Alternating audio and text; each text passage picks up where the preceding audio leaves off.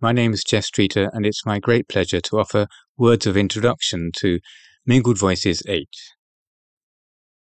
I didn't go to the moon, I went much further, for time is the longest distance between two places.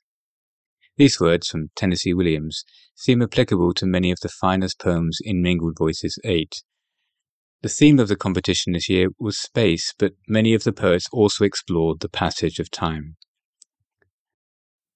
This is made explicit in X, The Peaceful Prayer Garden by Linda McKinney Lambert, through the recording of the effect of small gestures over the years in the garden. When I rake the colourful gravel, I scratch an X in the sand, I leave a mark. Years of photos record subtle changes. Natural and concrete imagery also feature in the wonderful first prize-winning poem Portrait of My Soul as a Mushroom by Gary Beaumier. But the passage of time is also present, though more obliquely. The closing of the poem touches on the inevitable return to the earth, suggesting a natural cycle where what was once important is broken down to give rise to new life, going about our work of breaking down and rising up all that was thought to be important. Here, there is a suggestion of deep time, constant renewal, a cycle of change, with the mushrooms as the driving force. Michael Witt's beautiful quartet, which traverses time through its seasonal and historical narratives, contains cycles too, not only of the cycle of the seasons, but also a musical cycle. The unifying image begins with the Bora wind, which creeps down the Pole Valley bearing cold in the first section, and is taken up by a furnace of a sunset driven by the south wind in the final one, with the hot and dusty sirocco and a sea breeze blowing through the intervening sections.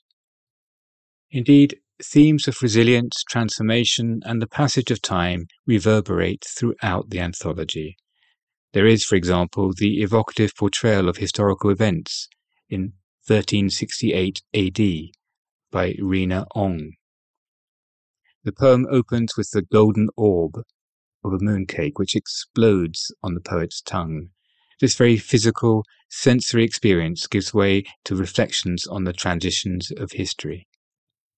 And history is very much a theme explored by George Watt in his sequence For Ukraine, a sequence in 6 parts. This is a story of the underdog refusing defeat in conflicts, and ends with a lesson taken from nature that underlines that of history. What terrified most the mighty pachyderm was the almost weightless honeybee humming near.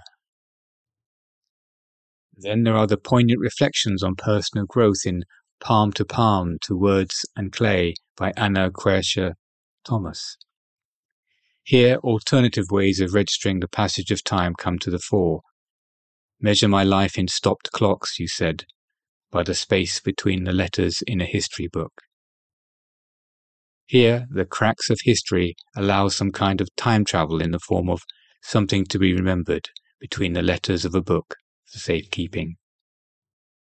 Exploring a nearer past, Tante Alice by Konstantinos Mahoney transports readers to the early 20th century. The opening seriousness of the first line, a white lace parasol floats above a line of greeters, turns out to be a kind of mock gravity as the poem adopts a playful tone. The poem ends in a poignant way, however, with the coming and going of the trams, an image, perhaps, of the transience of life. Part of an ekphrastic sequence by Neil Douglas, the poem Broken Statue, Sabratha Museum, Tripoli, takes us back almost literally to Linda Lambert's version of a fractured past serving to the present with its cracked torso, which forces the poet, or rather the statue, to wonder what's left. The suggested theme of space is reasserted in José Manuel Sevilla's starkly beautiful meditation on exile and forced migration, Borders, the Sea. Soon the Pharaoh's army will catch us at the border between the country of death and the country of emptiness.